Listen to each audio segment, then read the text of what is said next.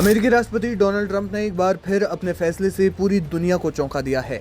Trump ने social media पर एक लंबी पोस्ट साझा कर अमेरिकी रक्षा मंत्रालय को दक्षिण कोरिया के साथ होने वाले वार्षिक संयुक्त सैन्य अभ्यासों के पैमानों में भारी कटौती करने का निर्देश दिया है। ट्रंप ने इसके पीछे न केवल भारी वित्तीय लागत को वजह बताया, बल्कि उत्तर कोरियाई नेता किम जोंग उन के साथ अपने बेहतरीन व्यक्तिगत संबंधों का भी हवाला दिया। हालांकि राष्ट्रपति ट्रंप का ये दाव ऐसे समय में सामने आया जब अमेरिकी विदेश नीति इतिहास के सबसे जटिल कूटनीतिक संकट से गुजर रही है। वाशिंगटन इस समय एक तरफ उत्तर कोरिया और दूसरी तरफ ईरान के दोहरे मोर्चे पर उलझा हुआ है। दोनों ही मोर्चों पर न तो युद्ध और न ही शांति को लेकर कोई बातचीत फाइनल हो पा रही है और न ही कोई ठोस समझौता धरातल पर उतरता हुआ दिखाई दे रहा है। ट्रंप के इस ताजा फैसले ने दक्षिण कोरिया की सुरक्षा चिंताओं को बढ़ा दिया है, जबकि एशिया से लेकर मध्य पूर्व तक रणनीतिक संतुलन बिगड़ने का खतरा भी पैदा हो गया है। सैन्य अभ्यास में कटौती और किम जोंग उन को साधने की कवायद। अमेरिका और दक्षिण कोरिया के बीच वार्षिक संयुक्त सैन्य अभ्यास उल्ची फ्रीडम शील्ड 17 अगस्त से शुरू हो चुका है, जो 27 अगस्त तक चलना निर्धारित है। ट्रंप ने स्वीकार किया है कि इस अभ्यास को पूरी तरह रद्द करने के लिए बहुत देर हो चुकी थी, इसलिए उन्होंने रक्षा मंत्री पीट हेग्सेथ को इसमें अमेरिकी भागीदारी को काफी कम करने का आदेश दिया। ट्रंप का मानना है कि ये अभ्यास न केवल बेहद महंगे हैं, बल्कि उत्तर कोरिया के प्रति एक अनुचित और आक्रामक संदेश भी भेजते हैं। दरअसल उत्तर कोरिया शुरू से ही इन संयुक्त सैन्य अभ्यासों को अपने ऊपर हमले की तैयारी और प्योंगयांग की सत्ता को उखाड़ फेंकने के एक गुप्त रिहर्सल के रूप में देखता आया है। जब भी अभ्यास होते हैं तो अमेरिका परमाणु सक्षम B-52 बमवर्षक विमान और लड़ाकू पनडुब्बियां तैनात करता है, जिससे उत्तर कोरिया को अपनी पूरी सेना को हाई अलर्ट पर रखना पड़ता है।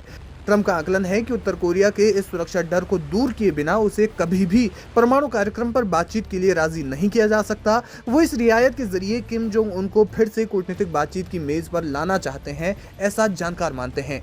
अब भले ही ट्रंप सैन्य अभ्यास में कटौती कर विश्वास बहाली का माहौल बना रहे हों, लेकिन अंतर्राष्ट्रीय विश्लेषकों का मानना है कि आज का उत्तर कोरिया 2018-19 वाले पुराने दौर की तुलना में कहीं ज्यादा मजबूत और आश्वस्त स्थिति में है।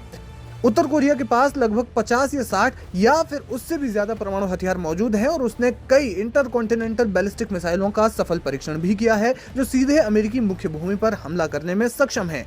किम जोंग उन ने हाल ही में स्पष्ट किया कि वे अपने परमाणु हथियारों को कभी नहीं छोड़ेंगे। उत्तर कोरिया अब अमेरिका से तभी बात करेगा जब वॉशिंगटन परमाणु निरस्त्रीकरण की अपनी जिद छोड़ेगा और उत्तर कोरिया को एक परमाणु संपन्न देश के रूप में स्वीकार करते हुए आर्थिक प्रतिबंधों में बहुत बड़ी और ठोस ढील देगा। केवल सैन्य अभ्यासों में कटौती करना किम जोंग उन को पिघलाने के लिए काफी नहीं होगा।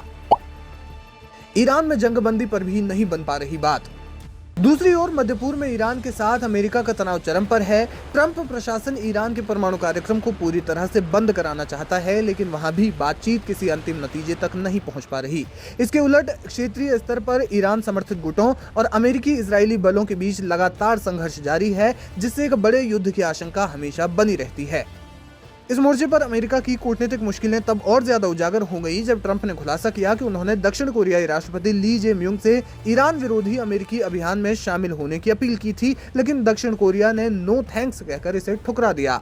दक्षिण कोरिया के इस रुख ने ट्रंप को नाराज कर दिया, जिसे उन्होंने सैन्य अभ्यासों में कटौती के एक वित्तीय कारण के रूप में भी इस्तेमाल किया।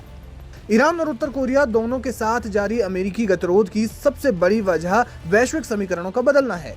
यूक्रेन युद्ध के बाद रूस, चीन, उत्तर कोरिया और ईरान का एक मजबूत रणनीतिक गुट उभर कर सामने आया है। उत्तर कोरिया खुलेआम रूस को हथियार दे रहा है और बदले में उसे उन्नत रूसी सैन्य तकनीक, ईंधन और आर्थिक मदद मिल रही है। वहीं चीन दोनों देशों का सबसे बड़ा व्यापारिक भागीदार बना हुआ है। इस नए सुरक्षा कवच के कारण अमेरिका के आर्थिक प्रतिबंधों की धार बेहद कमजोर हो गई है और अब न तो ईरान और न ही उत्तर कोरिया पर अमेरिकी दबाव का वो असर पड़ता है जो पहले देखा जाता था। दोनों देशों को यह अच्छी तरह पता है कि अमेरिका से बात न होने पर भी वे आर्थिक रूप से अलग थलग नहीं पड़ेंगे।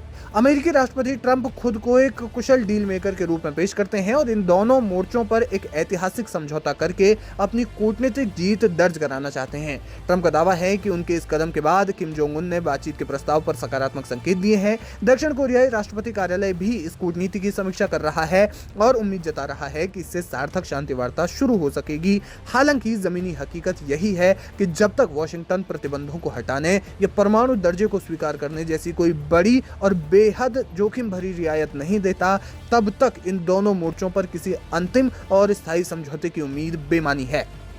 फिलहाल ये साफ नहीं है कि पेंटागन इस कटौती को ऑपरेशनल तौर पर कैसे लागू करेगा और ट्रंप का ये जुआ अमेरिका को शांति की ओर ले जाएगा या सुरक्षा को और ज्यादा गहरे संकट में डालेगा। लेकिन इतना तय है कि अमेरिकी विदेश नीति कम से कम उत्तर कोरिया और ईरान के मामले में विफल होती हुई जरूर दिख रही है।